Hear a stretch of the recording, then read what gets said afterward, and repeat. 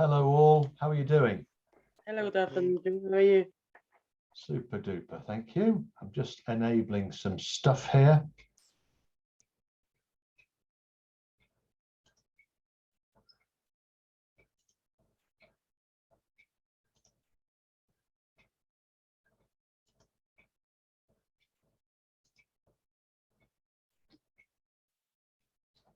Hello, Chris. Are you all set? I hope so, yeah.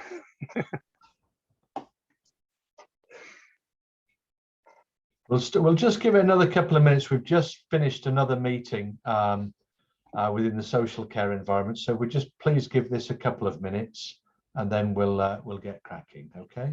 No worries at all, yeah.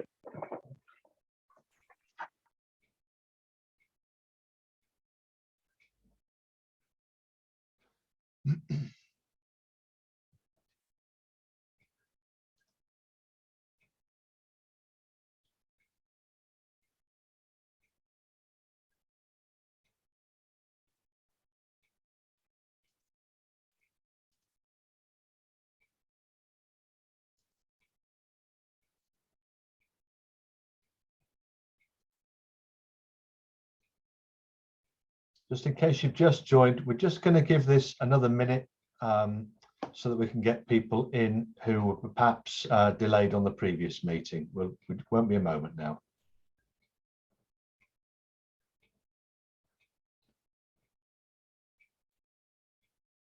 Good to see some familiar names here. Hello all. We've got Janaba now. Morgan's here. Binny, Phil. Good to see you all. Thanks so much for joining in today. Thank you, Joe. How are you? Jennifer? We're all good. Thank you. Okay, well, let's start, I think. It's my absolute thrill on behalf of the Institute of Health and Social Care Management to recognise a long-term supporter of the Institute. We've got Chris Picknett here today. Chris is Quality and Efficiency Lead for Southern Health NHS Foundation Trust. He's also an NHS Graduate Management Trainee Scheme trainee.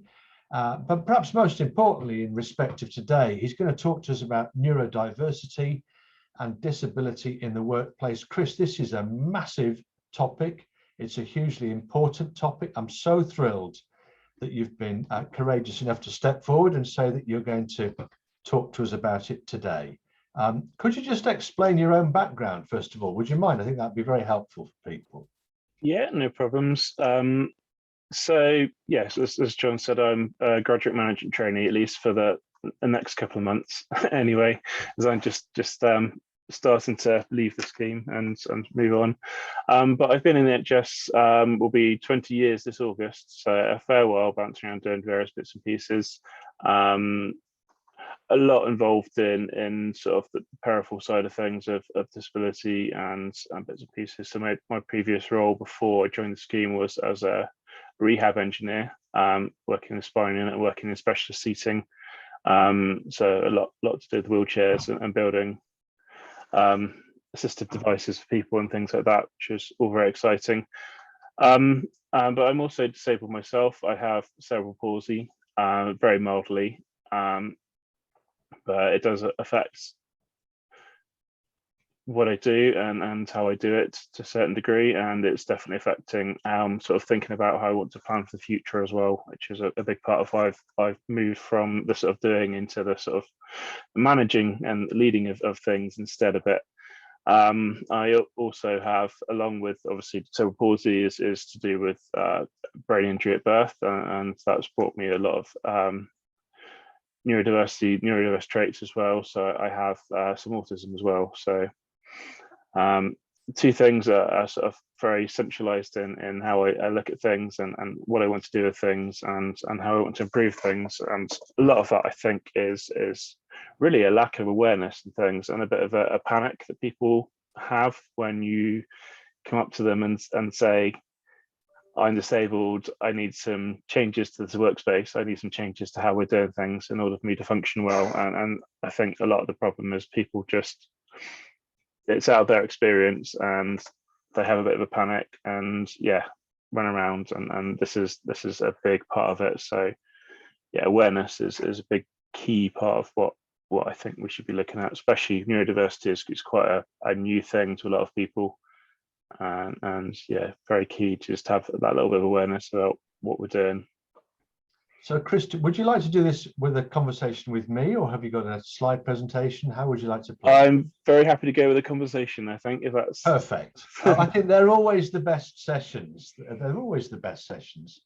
So look, help us understand, if you're aware of it, how do we go about auditing our existing workforce for a start? So, you know, we've got a team, we make assumptions about their ability or disability, perhaps. It's not all, well, it's a dangerous thing to start assuming things. How do we go about working out what the needs of our workforce or our team might be? Is there a kind of a process that we could reasonably and sensibly start to go through? Well, the obvious one is to ask them, which is great if it works well, but it's not always the case. There's the big percentage of people in the workforce, particularly neurodiverse people in the workforce, but also people who have disabilities, have had trouble with that in the past, have misunderstandings, and will not want to come out and say, yes, I'm neurodiverse, I have dyslexia, I have ADHD, because they've experienced these things in the past. So where we do ask, I think in the NHS particularly, we ask for the records. Do you consider yourself disabled? Please tick this box. And significantly less people than statistically should be are ticking that box. And there's, I think, somewhere around 20% of people will tick the refuse to say box even on that. So there's a lot of work to be doing around making the workplace a safe enough place for people to come forward and say, yes, I think I might be dyslexic. And again, on top of this, we're a lot better now at diagnosing these things younger, but there's an awful lot of people in the workforce at the minute that have gone through school and were just told that you're just stupid, it's just hard for you, just carry on. And it's not until they are adults and something happens, quite often, autism particularly, is your kids get diagnosed and you're like, hang on a minute, I recognize all these things. But yeah, there's a lot of people that are getting these sort of adult diagnosis, particularly all the time. Lockdowns really kick that into touch for a lot of people. A lot of dyslexic people are coming out. I'm finding that as adults, a lot of ADHD, a lot of autism particularly are coming. And so the key thing, I think, is obviously asking, but you need to make it a safe place to be able to ask, for someone to come out and say, no, I think I might be, no, I am, or actually this could help me. And even if you haven't had something diagnosed, just to feel able to talk about your needs or your anxieties and so on, you know. So I wonder whether perhaps one of the first steps we do is we actually have a clear and robust policy that we promote and advertise and are proud to talk about and use at every possible opportunity, where we talk about our approach to inclusivity and support. Do you think that's is there a particular way that we could do that, do you think? It's a good question. And the key thing about policies is it's all very well having a shiny policy, but you need to put that into action and it needs to be seen in action. And I think that really is the key thing there. And again, especially things like neurodiversity, we talk about it being on a spectrum, but that does mean that there's a lot of people in the neurotypical, the normal side of that spectrum, that do have some traits that maybe not enough to be neurodiverse. And again, particularly in the workforce, when we talk about neurodiversity, that people are not that bad on the whole, not that far down the spectrum. We're functioning and working, and particularly people that are already here, it's fine. So there's a lot of things you can put in place that will help a lot of your workforce, whether they consider themselves to be neurodiverse, disabled or not. There's a lot of things you can start making these workplaces a more friendly, neurodiverse, disabled friendly environment, and it's going to help everybody, not just the few people in your team that are. And I think it's putting stuff into practice and demonstrating that actually we're not just saying this, that this is how we're living. This is what we're going to do. Can you provide any pointers as to the legal position for an employer and therefore a manager or a leader in health and social care? You know, what are you required to do in terms of listening and reasonable adjustment and co-production? You know, what are your obligations effectively that are mandated? I think there's probably people that are a lot better at the exact sort of the legal standing of this than I am. But as an employer, obviously disability and neurodiversity comes under that in a sort of legal sense. Is what a protected characteristic, and you're expected to make reasonable adjustments to the workplace to make it accessible to people, which all sounds very great. But there's a lot of grey area around what a reasonable adjustment is. There's a lot of grey area about other things impinging on that. So a lot of NHS buildings, for example, are quite old and were built before these sort of things were thought about, and actually are old enough that a lot of NHS trusts don't have to make their buildings wheelchair accessible, which is terrible, really. And then definitely, I've heard of one case quite recently where someone's been unable to take up a position because the building they would be expected to work in is not wheelchair accessible, and they've had to move on, go somewhere else, which again for an NHS job is a really terrible sort of thing. So I think I'm drifting off track a bit, but yeah, reasonable adjustment. That's fine. No, I get it completely. I guess the bit I'm arriving at is, funny enough, we were discussing it in an earlier meeting, was that you are in a, we're all in a highly competitive workplace environment at the moment. There is an overcapacity of jobs versus people willing to fill them. So recruitment is tricky. We're getting inflationary pressures on pay and so on. So actually finding good people is really difficult. So just do the maths is the expression. If you're trying to make your workplace as good as it can possibly be, just in terms of effectiveness and output, you have an obligation to make it open and easily accessible to every facet of society.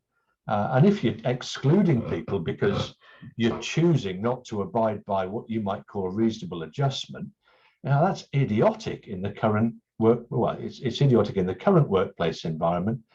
Going forward, it's idiotic full stop. Do you think that's a fair thing to suggest?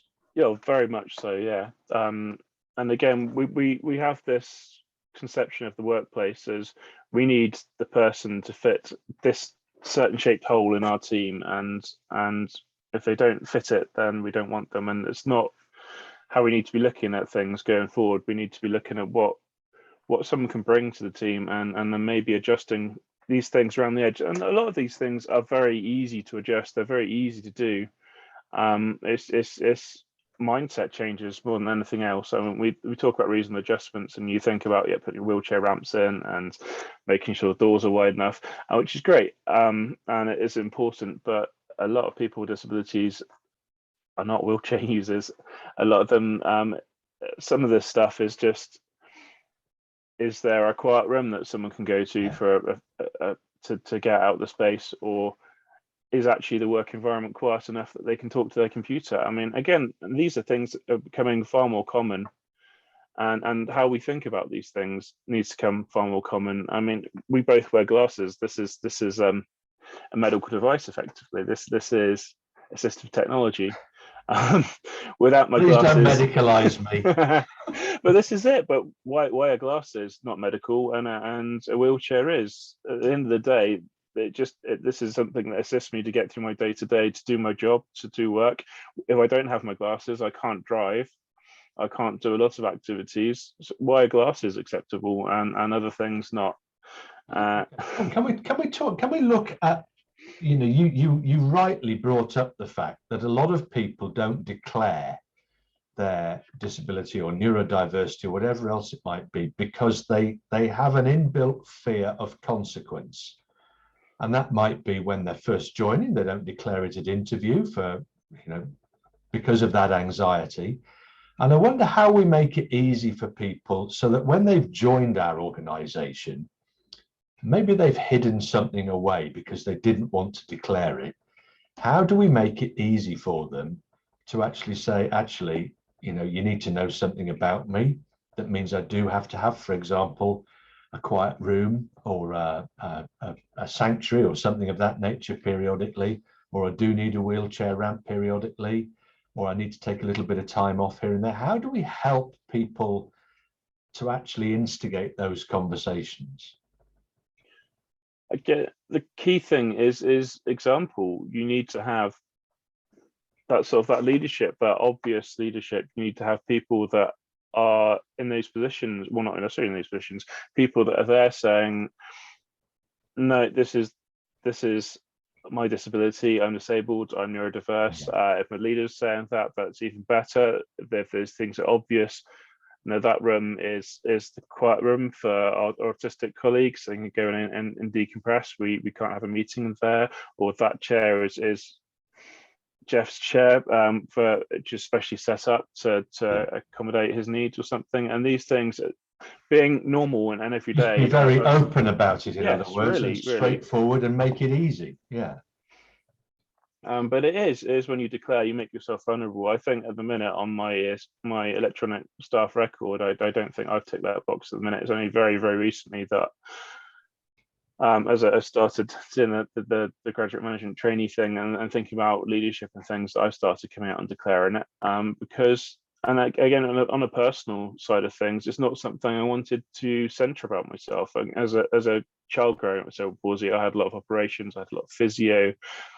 I was out of school for things, I couldn't do certain things, I missed chunks for yeah, all sorts of things. And when I was an adult and joined the workplace, I thought, no, you know, I don't need to say about it. I don't need to be Chris, the guy with cerebral palsy. I can just be Chris. I can just hide that side of things. And that's why I did that, really. And it is very vulnerable, and you see other things, particularly if you're in a less inclusive workplace, you do see things that people are like, well, no, we'll say, we'll tick the box, we'll give them the interview, but then we'll find some way of adjusting it so we don't have to deal with that. And I've seen that in the NHS. I've seen, yeah, on wards and things. So no, we don't want them. They're disabled. I don't want them. They're really dyslexic. We'll sort it out so they won't get in. And this is things that people say quite openly in a corridor in front of other people. It's not a hidden thing. That it's still saying these things still does put a target on your back.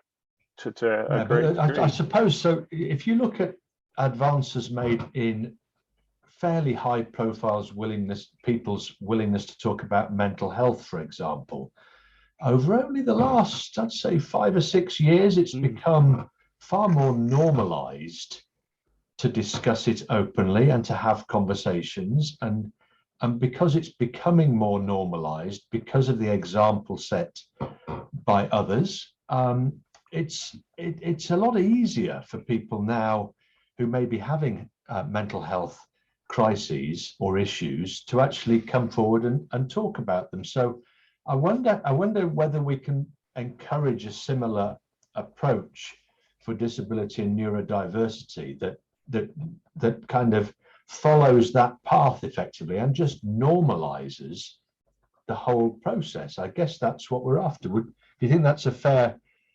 observation? And if so, how would you encourage that to restart?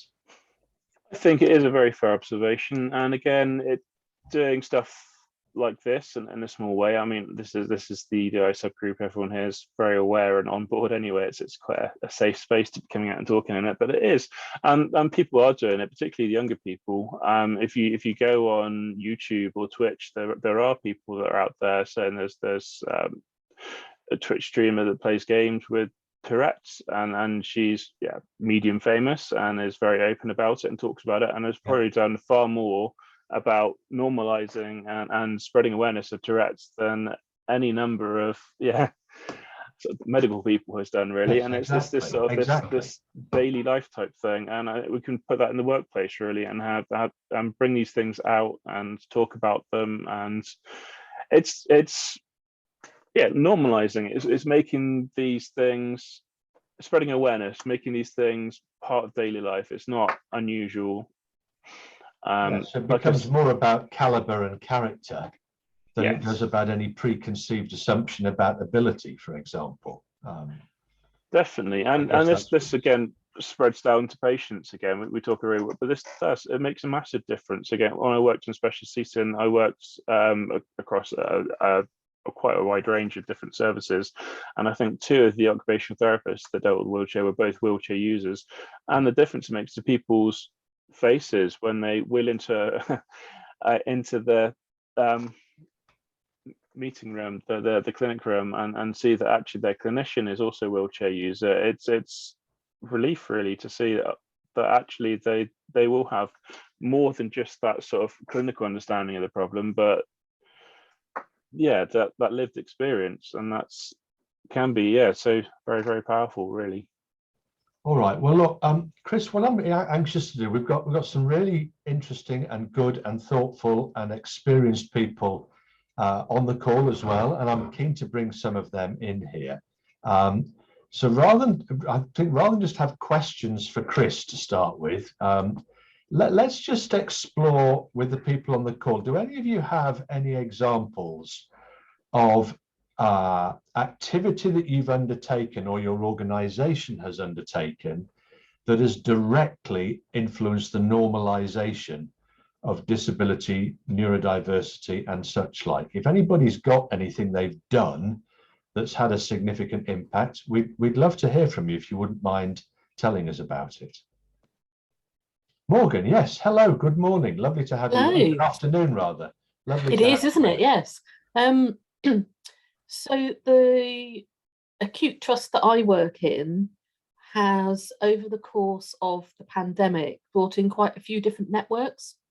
And one of these networks is sort of for disability. They brought in numerous ones, but one of them is specifically for disability inequality, which I think is very helpful. They've put they have regular meetings. There's someone in the exec team that chairs. They're slowly going through different policies. So they've done it for a lot of things. They've done it for menopause, the whole lot.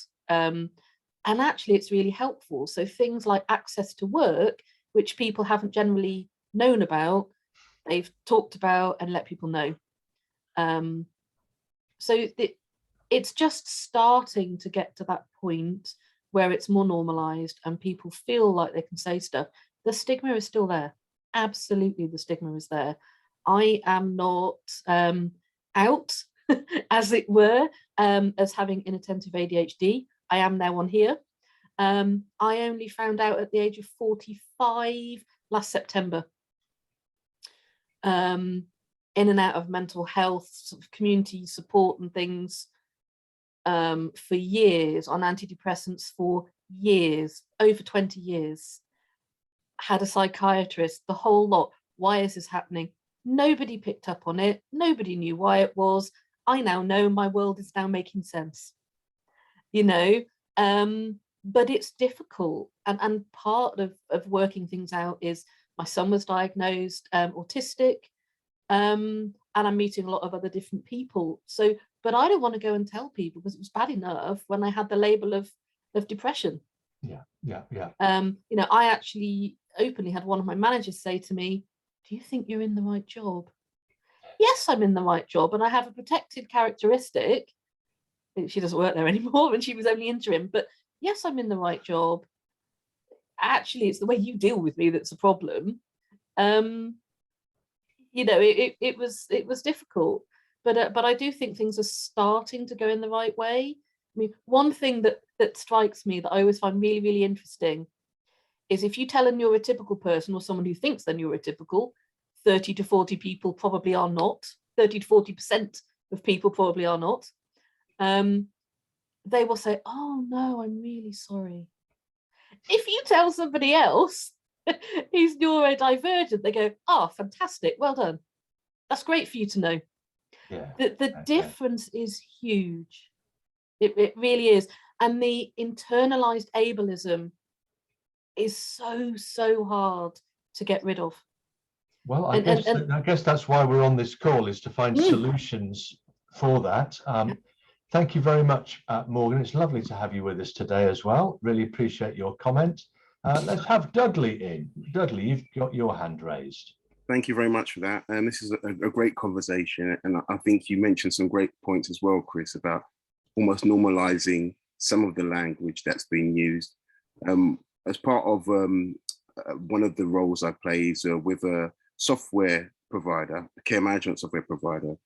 And what we looked at when we were providing the software, we provided things around speech to text. And we were concerned about, especially those who were dyslexic and those had issues about writing, inputting together. We sat down with staff and said, oh, these are one of the things that would help. And we had some dyslexic staff at the time who actually said this would make a big difference and help us with our confidence. And then I think some of the time we're lost in thinking that it's the responsibility of, for example, the government or the NHS or someone else to deal with it. Whereas I think within your own workplace or things that you're doing, you can actually help and assist. And it's not just something which is bigger than you. And I think that's another area which we can help on. The other area I would obviously finally touch upon is obviously the stigma and where you categorize neurodiversity in regards to, do you put it in, no one wants to be deemed as saying in the mental health bracket or another bracket. So actually saying someone's dyslexic or autism, all these sort of things, which are really more common than you think. And then someone says, oh, I didn't know. Well, yeah, or my son, or I know, and it's a lot more commonplace. So having conversations like this and actually expressing them does help people to close the gap around stigma, which is what we're trying to do now in this day and age. Thank you. Perfect. Thank you very much, Dudley. That's a great insight again. Chris, would you like to come back with any comments from what you've heard from Morgan or Dudley? No, I mean, yeah, especially Morgan's stories is great, and it's great to hear that things are changing a bit. But yeah, it's difficult, and a lot of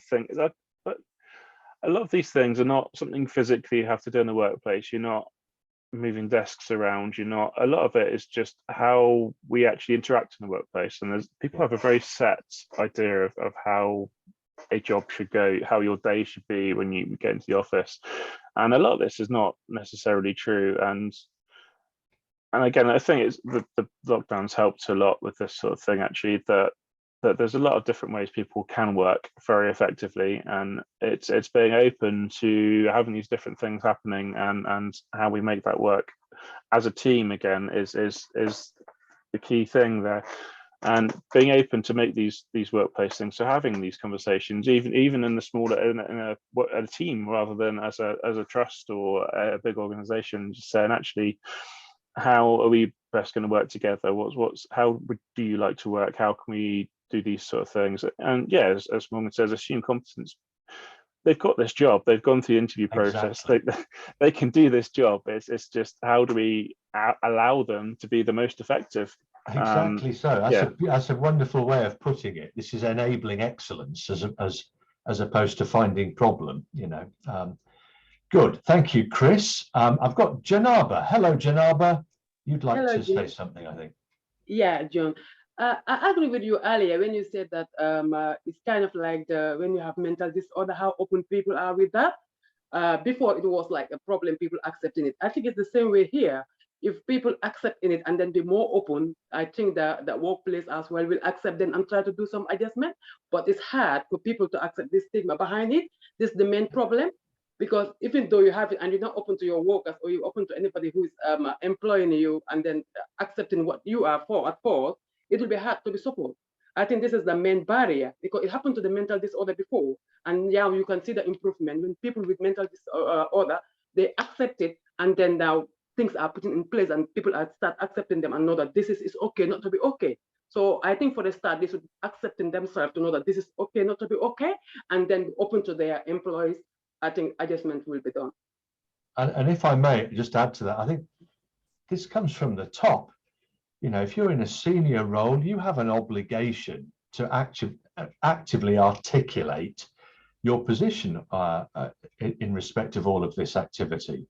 If you're silent on it, then that's not good enough. I think you've got to be absolutely out there saying what you want to see, what you believe in, and how we're going to enable excellence from everybody within the organisation. All right, we've got Divya. Divya, hello, you're very welcome to speak now. Hi, yeah, so actually my point's kind of related to Morgan's one in the chat. So I'm also a graduate HR management trainee. And before I started, I was actually in a company called Exceptional Individuals. And so their whole premise is about educating companies about the value of neurodiversity, and they're much more strengths-based. So it's a much more positive reinforcement of what it is and what it's about. Obviously, there's the challenges too, but it doesn't just focus on that. And I think coming into the NHS, I think what Morgan said and what I've witnessed is the difficulties with there being such a strong medical model around sort of the language when it comes to these things, because I do think there is general overarching movement in the workplace around what this is, how it can still be valid, how you can be supported. Obviously, there's way further to go, but it's definitely more than my parents' generation.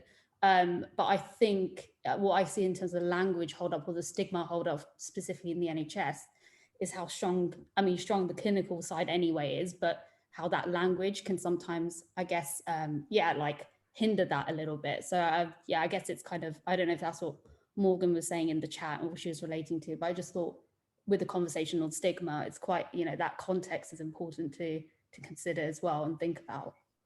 Yeah, I mean, I'm going to let Chris comment on that in a moment before we bring Grace in. But from a personal perspective, this is a leader's willingness to ask people what they need. And if we're prepared just to have that conversation and then be open and listening and prepared to be flexible and accommodating, you'd be amazed what you can achieve at that point. But you've got to be prepared to just start those sorts of conversations and ask people what their needs are. Otherwise, it's for nothing, otherwise it's just policies and procedures and processes, and it doesn't translate to actionable positive activity. Chris, you'd like to comment? This is exactly the key, is translating this stuff to action. It's not just ticking a box or going, no, we've got a token disabled person we can stick on our glossy brochures and show off. It is the action. And again, then when people say, can we do this, especially any sort of reasonable adjustment, that there's very much the, oh, that's different, no, we can't do that, that's not how we work. And it's the wrong way of thinking about it. When someone says, can we do this, you need to be thinking, how can we do this? What is the way we can?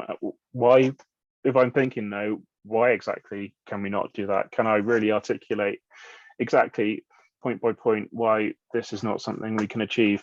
And there are things I've had, I can think of 2 examples in my career where we've had people ask for some sort of adjustment to the workplace, and we've actually had to go through and say, no, it's not something we can do at the minute.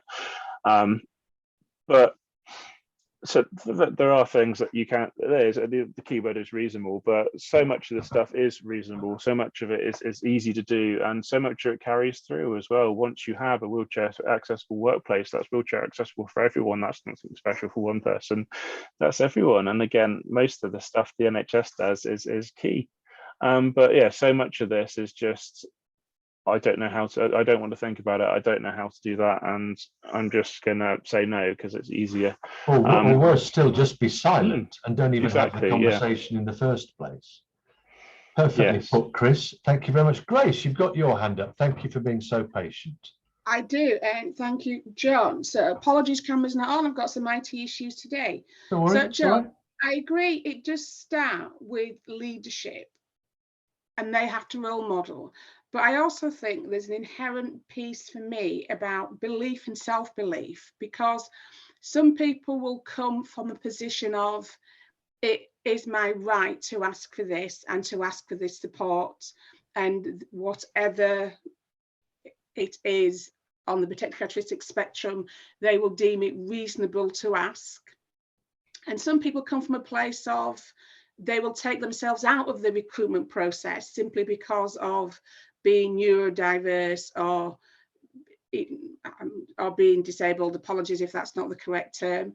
And so that's what I mean about that belief. If you come into the space going, it's reasonable for me to ask for this because that's what I expect, then you do affect change. But if you that self-belief in the way that you've been brought up is such that it isn't, then you're less likely to do it. So I was in awe when I was speaking to one of my colleagues in the finance community, and they was talking about their audit partner was deaf and mute, external audit partner. And when the partner came on site to do the audit, they had somebody, the accountancy firm that he worked with had somebody with him who explained the protocol of how he was doing. And that was fantastic. And he was given ample space to prove his capabilities, hence he'd risen to be an audit partner. Now, that could have come from self-belief. Somebody at a young age put together an infrastructure for him to fulfill his potential. If he'd have been born to any other family, that might not have been the case. He'd been treated very differently. So yes, I agree that leaders need to role model. And because some of our leaders have now come forward and talked about their lived experience with mental health issues, we are now seeing it. I remember Ruth May, NHS England's chief nurse, came out and said that she's dyslexic, discovered it as an adult. And now that she's the chief nurse, part of her structure is she has somebody in that team to do the things that don't play to her strength. But she had to get there. And even though we talk about dyslexia and being part of the neurodiverse, it encompasses a lot of different things under one heading. But the challenge is you've still got to get there. Our recruitment process is still the same. If you're dyslexic, you're on an instant disadvantage because the first thing you have to do is put in 2,000 words or less how you sell yourself. So while trying to be inclusive, we're actually not, because the first hurdle is set to discriminate against people with dyslexia. So they do role model, but there's got to be a call to action. But the call to action the bar has to be set so low that those without that inherent belief of their own self-worth, of what their offer is to the organisation, feels comfortable to speak up, not just those who've had it instilled in them from childhood.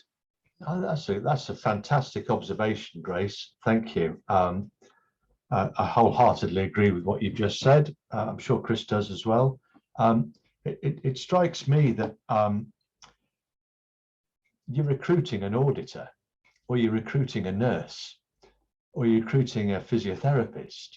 You know, that's what you want. So this is about their ability to perform that task rather than anything else that you feel is important. You know, just concentrate on what it is you're wanting them to achieve, and then you should be anyway moving heaven and earth to help them to become it. I mean, look, we put in training programs and so on to help people develop their intellectual capability to perform a particular task.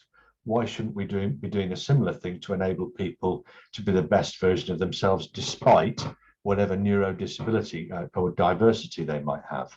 That's my view of it. And thank you, Grace. I enjoyed that. Chris, do you want to have any final comment? We've got a couple of minutes to go.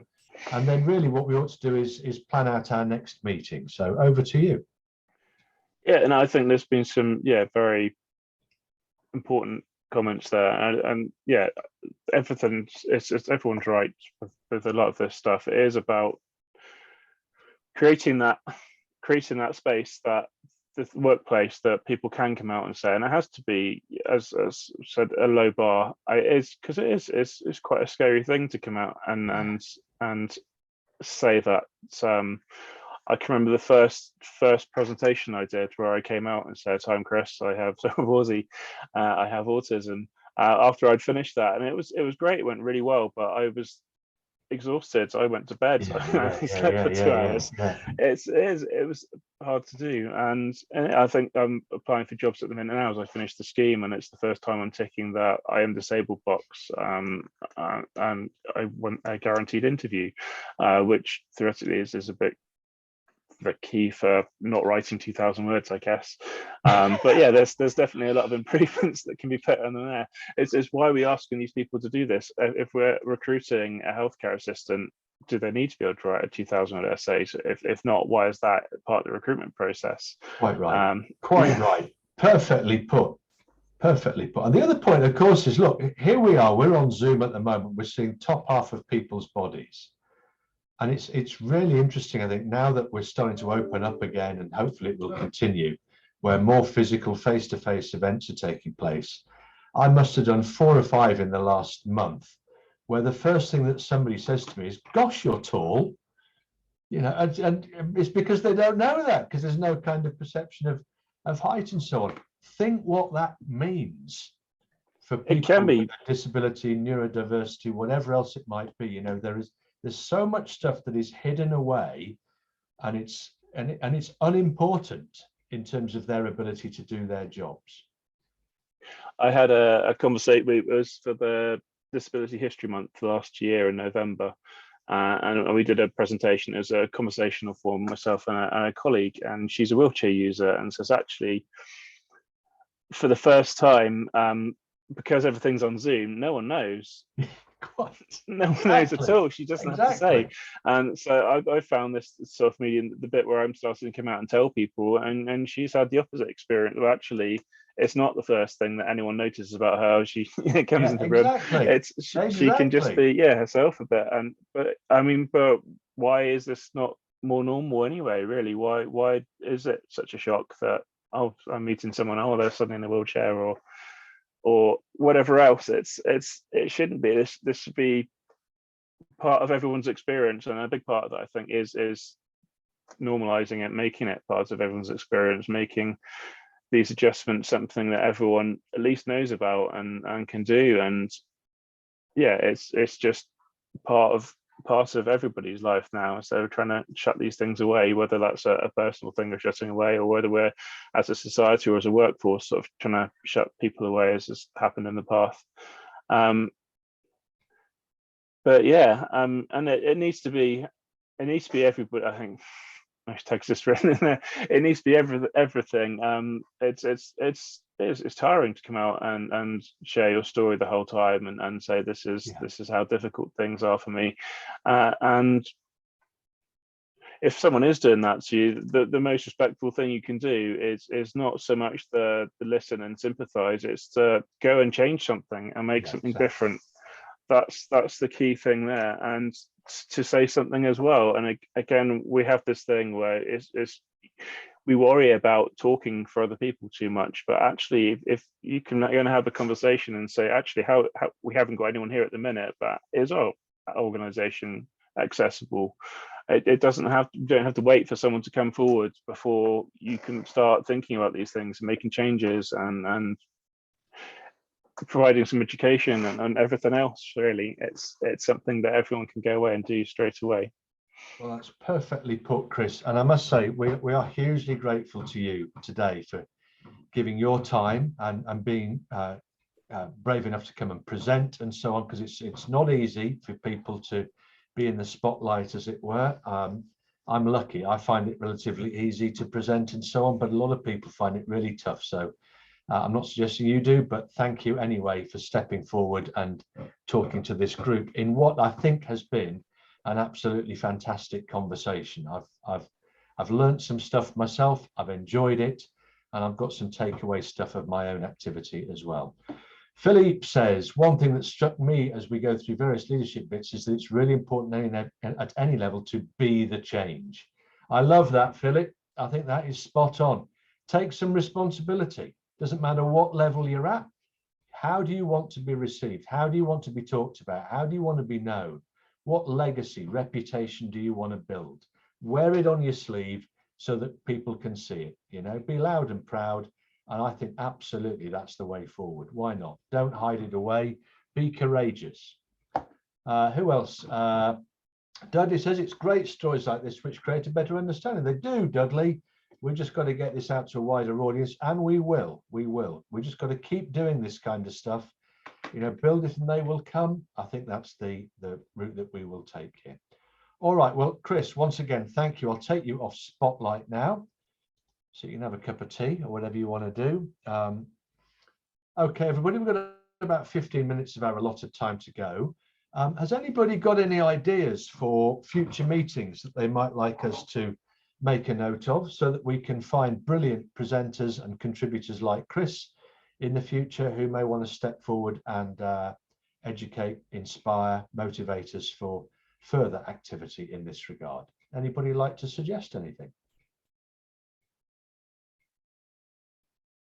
There's a big area around autism at the moment. I know this is one of the factors, and I think there's a lot that's been said, and I'm not sure if it's something that can be spoken about, because obviously I think it's about being diagnosed early and people being accepted from an earlier age. And I know a lot of families and people who are mentioning it, and it seems to be more of a commonplace. So at some point down the line, maybe it's an area we can also look at as well.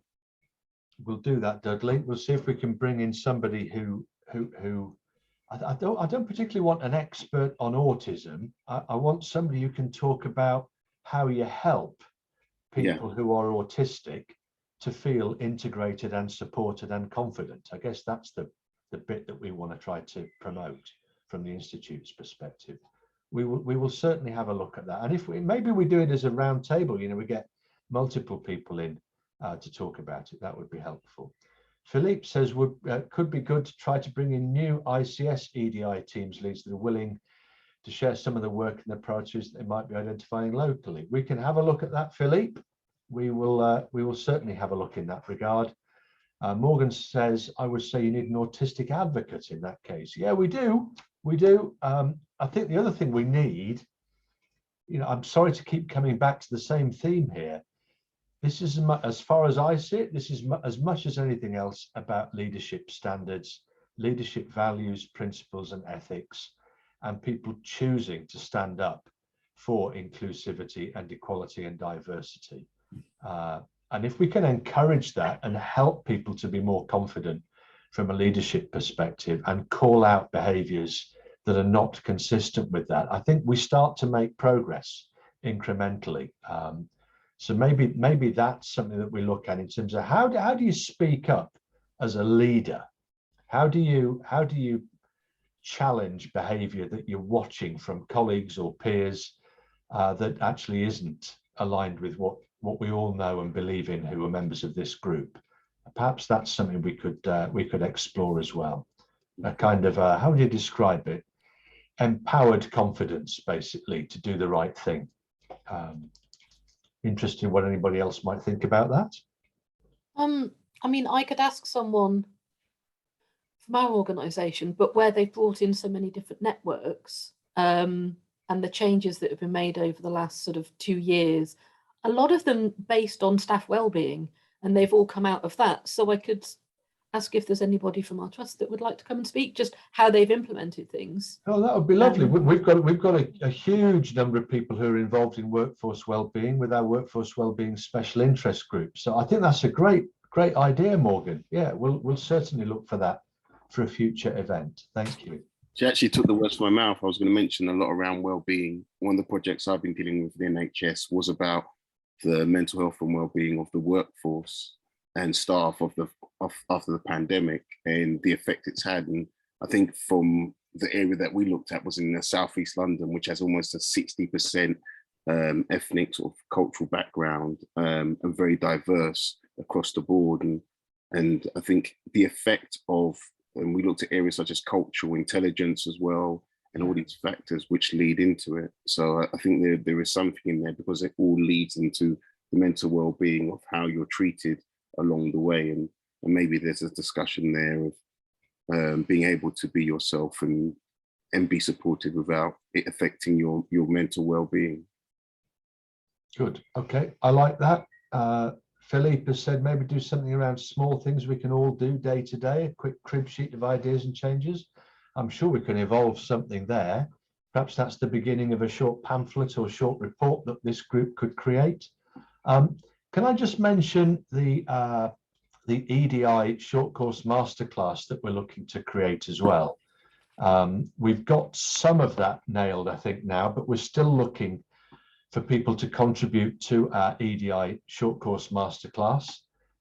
If any of you would like to contribute to that and do a bit of video with us on any topic that you're particularly interested or expert around, even if you want to do it as a facilitated conversation, perhaps with me or another member of the group, you know, you'll be very welcome. But we've got to try to create this, because without being able to promote something like that, it's, you know, we're muting our rather brilliant voice from within this group. So I just wanted to point that out. If anybody would like to contribute to that on any topic they may choose, we would love to help you to do that, and we will find a way, irrespective of whether you feel you can do it on your own or you need a little bit of support from others.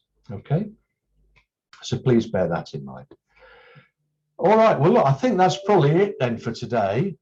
Thank you very much once again to the fabulous Chris, who's just been brilliant there. I really did enjoy that, Chris. That was one of my highlight sort of presentations from special interest groups through the year. I think you did a wonderful job of it. And thank you for all of you who contributed so much to the chat or speaking up with questions and observations. I do think this is a really lively group. I'm much enjoying it. I'm enjoying watching it grow as well. We are growing in the number of people who are joining in. Let's please continue that. If you've got other people you think might like to get involved, we would love to hear from them. So there we are. That's it from all of us today. Thank you very much. I know the weekend is a couple of days off yet, but hey, it's Wednesday. That means tomorrow's Crunchy Thursday, and Friday is Love Hearts Friday. So we're nearly there, aren't we? There we are. All right. You can see the direction of travel that my week's going to take. Thank you all. We'll see you on the next one. Bye-bye. Thank you.